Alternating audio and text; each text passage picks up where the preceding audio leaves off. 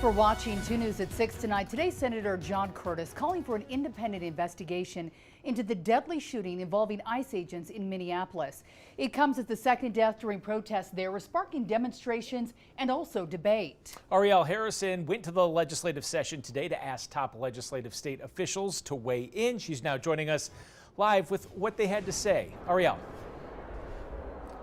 Well, for the most part, Jim and Heidi, lawmakers here at the Capitol were hesitant to get too much into or weigh in too heavily on the recent deadly shooting in Minneapolis involving ICE.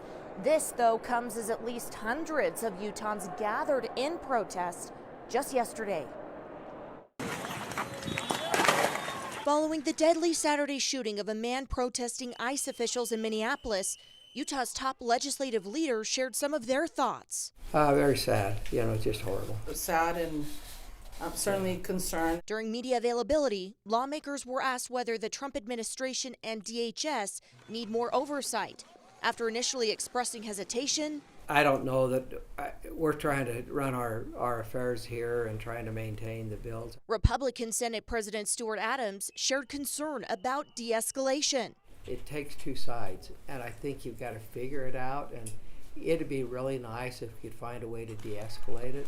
To that same question on oversight, Democratic Senator Luz Escamilla was direct and said yes, adding further remarks about collaboration between local and federal agencies. And I think as a state, we've always been very careful on how we manage our relationship with the federal government. And, it shouldn't matter whose administration this is. We need to make sure that we're keeping the sovereignty of our state. In the House, like President Adams, Speaker Mike Schultz also didn't want to weigh in too heavily on the deadly shooting itself. He instead pointed to what he sees as the root cause. What I see as wrong is Congress, honestly. And it's frustrating. Both sides are to blame. When it comes to immigration, it is the federal government's responsibility. I'm going to come back to collaboration. This wouldn't happen in Utah, and it shouldn't happen in Minnesota. Now, in that same media availability where we just heard from Speaker Schultz, he told members of the media like me that violent protests would not be tolerated here in the state of Utah, and he would ultimately support the governor calling in the National Guard if it was necessary. Schultz is also calling on Congress to spend the rest of 2026 fixing the immigration system. Reporting live from the state capitol, Ariel Harrison, KUTV 2 News.